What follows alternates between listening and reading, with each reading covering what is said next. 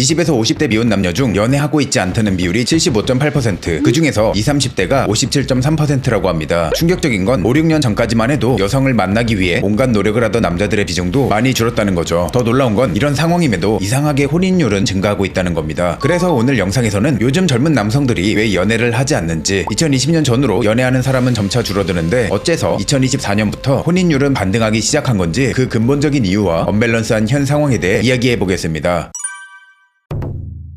여러분, 요즘 2030 젊은 남성들이 연애를 못하는 게 아니라 안 하게 된 이유를 감정 빼고 증거로만 깔끔하게 8가지로 정리해보겠습니다. 첫째, 경제적 압박. 남성들이 연애를 포기하는 가장 큰 뿌리는 돈이라고 할 수 있지만 가장 큰 비중을 차지하는 건 주거비라고 할 수 있습니다. 한국은행 분석을 보면 청년층 주거 부담이 자산 형성과 소비 여력을 깎고 청년층 부채 비중도 장기간 크게 변화해 왔다는 취지로 정리됩니다. 주거비야 빌라라면 조금 부담이 줄지만 한국의 신혼주거가 아파트로 표준화되어 있어서 연애가 결혼으로 이어지는 순간 비용이 주거에서 폭발하게 됩니다. 2024년 국가 데이터처 통계에 따르면 신혼때 아파트 시작 비율이 77%, 주택 소유 비중이 42.7%로 꾸준히 상승 중입니다. 빌라로 시작해도 된다는 합의만 되어도 부담이 덜하겠지만 현실은 그렇지 않기에 남자들이 막막한 거죠. 여기서 포인트는 연애 비용이 비싸다가 아니라 연애가 결혼으로 연결되는 순간 비용이 주거로 인해 폭발한다는 내용입니다. 그리고 결혼식 비용도 체감이 커졌죠. 한국소비자원 자료 기준으로 2025년 12월 결혼식 평균 비용은 서울 강남이 평균을 높이기에 제외하더라도 수도권 기준으로 1,800에서 2천만 원은 기본이 됐습니다. 심지어 강남 이외의 찍대 평균가가 7만 원대라는 것도 한몫을 합니다. 결국 남성 입장에선 연애 시작은 결혼 리스크의 시동처럼 느껴지기 쉬운 환경이 깔린 거죠. 신혼부부가 합의하에 충분히 주거비 및 결혼 비용을 낮출 수 있지만 그러기 어렵다는 것이 현실입니다. 둘째, 가성비 연애관. 요즘 남성들이 연애를 투자 상품처럼 보는 이유는 데이트 물가가 실제로 체감 구간을 넘어섰기 때문입니다. 결혼정보회사 가연이 발표한 설문에 따르면 20, 30대 평균 데이트 비용이 7만 원대이며 그중 남성의 부담이 더 많다는 결과가 소개됐습니다. 그로 인해 연행과 갈등을 빚은 적이 있다는 사람이 30%나 되죠. 이마저도 2024년 설문이라 현재는 적어도 1, 2만 원은 올라 남성 평균 지출 비용이 10만 원은 훌쩍 넘었을 겁니다. 이런 이유로 헤어지기라도 한다면 시간과 돈을 전부 날린 투자 실패라는 생각이 들게 되는 거죠. 그럼 결국 어떤 선택이 나오냐? 연애에 돈을 쓰느니 나한테 쓴다 입니다. 취미, 자기개발, 운동, 투자, 게임 등 돈 쓰면 바로 만족이 오는 영역이 너무 많으니까요. 셋째, SNS 비교 문화. SNS가 눈높이를 올린다는 말이 그냥 나온 게 아닙니다. 연구들을 보면 SNS는 특히 상향 비교를 쉽게 만들고 그 상향 비교는 대체로 자기 평가를 깎는 방향으로 작동하는 경우가 많습니다. 게다가 남의 피드만 계속 보는 수동적 사용이 늘수록 비교가 더 강해지고 그 비교가 웰빙을 떨어뜨리는 메커니즘으로 작동한다는 정리도 있습니다. SNS에서 비교와 질투가 우울과 함께 움직인다는 체계적인 문헌 고찰 결과도 나오고요. 그래서 평범한 연애가 관계가 아니라 전시처럼 느껴지는 순간 시작하기 전부터 피로가 먼저 오는 구조가 만들어집니다. 이때 한국 남성 커뮤니티에서 자주 나오는 키워드가 과시소비인데 이건 여성을 공격하려는 게 아니라 리스크 회피 신호로 읽는 게 맞습니다. 내 소득 대비 소비 성향이 과하면 미래가 위험하다는 판단이죠. 넷째, 도파민의 시대. 짧고 강한 자극에 익숙해질수록 사람을 알아가는 느린 과정이 지루하게 느껴질 수 있습니다. 쇼폰 몰입 또는 중독과 인지 및 정서 요소의 연관을 다룬 연구들도 최근에 계속 나오고 있고요. 게다가 데이팅 앱 환경은 선택지 과다가 결정장애로 이어지기 쉽습니다. 데이팅 앱 사용 문제를 측정하는 연구처럼 스와이프 구조가 관계 만족과 다른 방향으로 작동할 수 있다는 문제의식도 학계에서 다뤄지고 있습니다. 네 번째 요인은 아주 크게 좌우되는 요소는 아닐 수 있습니다. 다만 자신이든 상대방이든 연애에 최적화되지 않은 디지털 환경에 중독된 사람인지 아닌지 판단할 필요가 있어요. 다섯째, 남녀 갈등, 연애 시장의 미스매치. 정부 조사에 따르면 청년층은 사회 갈등 중 남성과 여성 갈등을 심각하게 보는 비율이 대략 70% 전후로 높게 나타납니다. 이 말은 누가 옳다가 아니라 연애 시작 단계부터 경계심이 높아진 사회 분위기가 깔려있다는 뜻이에요. 그러면 썸부터 연애 초반에 작은 오해가 빠른 갈라서기로 이어집니다. 또 현실적인 미스매치도 있어요. 2030 연애 인식 조사처럼 데이트 비용 부담이나 관계 규범에서 남녀 기대가 엇갈린다는 흐름이 반복해서 보고되고 있거든요. 여섯째, 심리적 변화. 이건 진짜 큽니다. 연애는 감정 노동이라는 말이 유행이 아니라 청년층 삶의 컨디션이 실제로 거칠어졌기 때문이에요. 2024년 청년의 삶 실태조사 자료에서 번아웃 경험, 정신건강 관련 지표, 그리고 삶의 부담을 보여주는 내용들이 확인됩니다. 여기에 한국은행이 낸 청년층 노동시장 관련 이슈 노트에서도 청년층의 노동시장 상황 변화가 구조적으로 악화될 수 있다는 문제의식이 제시됩니다. 하루가 버거운데 연애에서까지 눈치 게임을 할 에너지가 없는 거죠. 그래서 나만의 공간이 더 중요해지고 동거, 결혼을 자유 치매로 느끼는 남성들도 늘어났습니다. 일곱째, 성적 대체제. 예전엔 연애가 정서, 친밀감, 성적 욕구를 묶어서 해결하는 통로였다면 지금은 분리됐습니다. 먹방, 브이로그, 게임, 커뮤니티, AI 대화, 성인 콘텐츠까지 각 욕구를 따로 채울 수 있게 됐거든요. 특히 성적 욕구는 올리팬스, 야동, 리얼돌, 기타, 보조도구 등 다양한 선택지가 많아졌습니다. 약간의 비용만으로 영수증과 고소장이란 리스크 없이 충분히 만족할 수 있거든요. 또 남성 건강 측면에서 비만, 대사증후군이 남성 호르몬과 연관된다는 논의처럼 컨디션 저하가 욕구, 의욕 저하로 이어진다는 관점도 계속 강조됩니다. 여기서 중요한 결론은 이겁니다. 연애를 해야만 욕구가 해결되는 시대가 아니라서 굳이 불편을 감수할 이유가 약해졌다는 거예요. 여덟째, 커뮤니티 밈의 확산. 퐁퐁남, 설거지론 같은 말은 자극적이지만 이걸 사실로 단정하면 분석이 망가집니다. 다만 이런 밈이 커진다는 건 공정성에 대한 불안이 커졌다는 신호로 볼 수 있어요. 실제로 해당 담론을 분석한 학술 연구나 웹툰, 이 현상을 다룬 각종 콘텐츠도 나옵니다. 물론 모든 여성이 남자를 이용해 먹기만 하진 않을 겁니다. 단순히 여성 탓이 아니라 비용, 역할, 기대치의 룰이 꼬였는데 사회가 조정하지 못한 결과인 이유도 있죠.